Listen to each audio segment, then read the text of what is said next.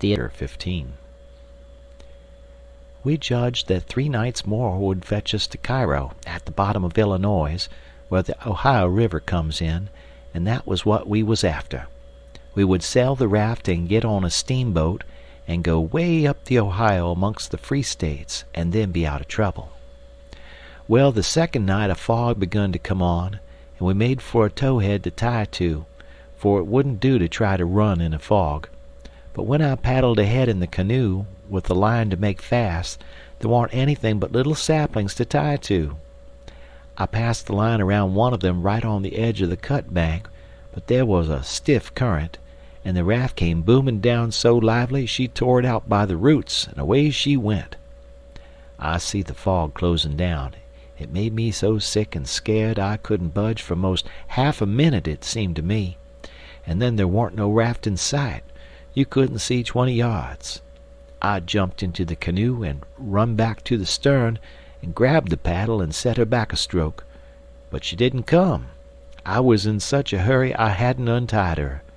I got up and tried to untie her, but I was so excited my hands shook so I couldn't hardly do anything with 'em. As soon as I got started, I took out after the raft, hot and heavy, right down the towhead. That was all right as far as it went, but the towhead warn't 60 yards long, and the minute I flew by the foot of it I shot out into the solid white fog, and hadn't no more idea which way I was going than a dead man. Thinks I, it won't do to paddle. First I know I'll run into the bank or a towhead or something. I got to sit still and float, and yet it's mighty fidgety business to have to hold your hand still at such a time. I whooped and listened. Away down there somewheres I hear a small whoop. Up comes my spirits. I went tearing after it, listening sharp to hear it again. The next time it come I see I warn't heading for it, but heading away to the right of it. And the next time I was heading away to the left of it, and not gaining on it much neither, for I was flying round, this way and that and the other, but it was going straight ahead all the time. I did wish the fool would think to beat a tin pan and beat it all the time, but he never did, and it was the still places between the whoops that was making the trouble for me. Well, I fought along, and directly here's the whoop behind me. I was tangled good now. That was somebody else's whoop, or else I was turned around. I throwed the paddle down. I heard the whoop again. It was behind me yet, but in a different place. It kept coming, it kept changing its place, and I kept answering, till by and by it was in front of me again, and I knowed the current had swung the canoe's head downstream, and I was all right if that was Jim and not some other raftsman hollering. I couldn't tell nothing about voices in a fog, for nothing don't look natural nor sound natural in a fog. The whooping went on, and in about a minute I come a booming down on a cut bank with smoky ghosts of big trees on it, and the current throwed me off to the left and shot by, amongst a lot of snags that fairly roared, the current was tearing by them so swift. In another second or two it was solid white and still again. I sat perfectly still then, listening to my heart thump, and I reckon I didn't draw a breath while it thumped 100. I just give up then. I knowed what the matter was. That cut bank was an island, and Jim had gone down the other side of it. It warn't no towhead that you could float by in 10 minutes. It had the big timber of a regular island. It might be 5 or 6 miles long and more than half a mile wide. I kept quiet, with my ears cocked, about 15 minutes, I reckon. I was floating along a course, 4 or 5 miles an hour, but you don't ever think of that. No, you feel like you're laying dead still on the water, and if a little glimpse of a snag slips by, you don't think to yourself how fast you're going, but you catch your breath and think, my, how that snag's tearing along. If you think it ain't dismal and lonesome out in a fog that way by yourself in the night, you try it once. You'll see. Next, for about half an hour, I whoops now and then.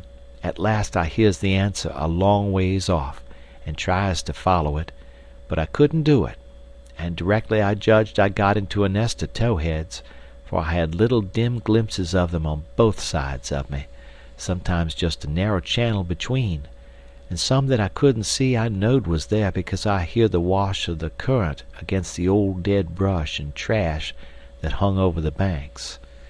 Well, I warn't long loosing the whoops down amongst the towheads, and I only tried to chase them a little while, anyway, because it was worse than chasing a jack-o'-lantern. You never knowed a sound dodge around so, and swap places so quick and so much. I had to claw away from the bank pretty lively 4 or 5 times to keep from knocking the islands out of the river, and so I judged the raft must be butted into the bank every now and then, or else it would get further ahead and clear out of hearing. It was floating a little faster than what I was. Well, I seemed to be in the open river again by and by, but I couldn't hear no sign of a whoop nowheres. I reckon Jim had fetched up on a snag, maybe, and it was all up with him. I was good and tired, so I laid down in the canoe and said I wouldn't bother no more. I didn't want to go to sleep, of course, but I was so sleepy I couldn't help it, so I thought I would just take one little catnap. But I reckon it was more than a catnap, for when I waked up the stars was shining bright, the fog was all gone, and I was spinning down a big bend stern first. First I didn't know where I was. I thought I was dreaming, and when things begun to come back to me they seemed to come up dim out of last week. It was a monstrous big river here, with the tallest and the thickest kind of timber on both banks, just a solid wall, as well as I could see by the stars. I looked away downstream and seen a black speck on the water. I took after it, but when I got to it, it warn't nothing but a couple of saw logs made fast together.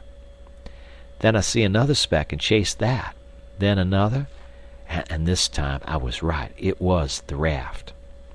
When I got to it, Jim was setting there with his head down between his knees, asleep, with his right arm hanging over the steering oar. The other oar was smashed off, and the raft was littered up with leaves and branches and dirt. So she'd had a rough time. I made fast and laid down under Jim's nose on the raft, and began to gap and stretch my fists out against Jim and says, "Hello, Jim, have I been asleep? Why didn't you stir me up?"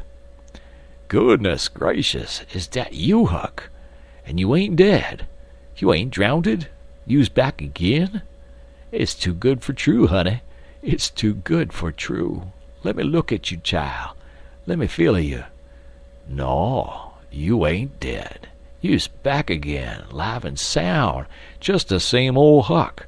The same old Huck, thanks to goodness." "What's the matter with you, Jim? You been a-drinking?" "Drinking? Has I been a-drinking? Has I had a chance to be a-drinking?" "Well, then, what makes you talk so wild?" "How does I talk wild?" "How? Why, hain't you been talking about my coming back and all that stuff as if I'd gone away?" "Huck Finn, you look me in the eye. Look me in the eye. Hain't you been gone away?" "Gone away? Why, what in the nation do you mean? I hain't been gone anywheres. Where would I go to?" "Well, looky here, boss. There's something wrong, there is. Is I me, or who is I? Is I here, or where is I? Now that's what I wants to know." "Well, I think you're here plain enough, but I think you're a tangle-headed old fool, Jim." "I is I? Well, you answer me dis. Didn't you tote out the line in de canoe fer to make fast to de towhead?" "No, I didn't. What towhead? I ain't seen no towhead." "You hain't seen no towhead? Looky here. Didn't you line pull loose and de raft go a-hummin' down de river and leave you and de canoe behind in de fog?" "What fog?" "Why, de fog. De fog that's been around all night. And didn't you whoop? And didn't I whoop? till we got mixed up in the islands and one of us got lost and the other one was just as good as lost, 'cause he didn't know where he was? And didn't I bust up agin a lot of dem islands and have a turrible time and most get drownded? Now ain't that so, boss? Ain't it so? You answer me dat." "Well, this is too many for me, Jim. I hain't seen no fog, nor no islands, nor no troubles, nor nothin'. I've been settin' here talkin' with you all night till you went to sleep about 10 minutes ago, and I reckon I done the same. You couldn't have got drunk in that time, so of course you been dreamin'." "Dad fetch it, how's I gwine to dream all dat in 10 minutes?" "Well, hang it all, you did dream it, 'cause there didn't any of it happen." "But, Huck, it's all just as plain to me as—" "It don't make no difference how plain it is. There ain't nothin' in it. I know, because I've been here all the time." Jim didn't say nothing for about 5 minutes, but sat there studyin' over it. Then he says, "Well, den, I reckon I did dream it, Huck. But dog my cats if it ain't the powerfulest dream I ever see. And I hain't ever had no dream before that's tired me like this one." "Oh, well, that's all right, because a dream does tire a body like everything sometimes. But this one was a staving dream. Tell me all about it, Jim." So Jim went to work and told me the whole thing right through, just as it happened, only he painted it up considerable. Then he said he must start in and interpret it, 'cause it was sent for a warning. He said the first towhead stood for a man that would try to do us some good, but the current was another man that would get us away from him. The whoops was warnings that would come to us every now and then, and if we didn't try hard to make out to understand 'em, they'd just take us into bad luck, instead of keeping us out of it. The lot of towheads was troubles we was going to get into with quarrelsome people and all kinds of mean folks, but if we minded our business and didn't talk back and aggravate them, we would pull through and get out of the fog and into the big clear river, which was the Free States, and wouldn't have no more trouble. It had clouded up pretty dark just after I got onto the raft, but it was clearing up again now. "Oh, well, that's all interpreted well enough as far as it goes, Jim," I says. "But what does these things stand for?" It was the leaves and rubbish on the raft and the smashed door. You could see them first rate now. Jim looked at the trash, and then looked at me, and back at the trash again.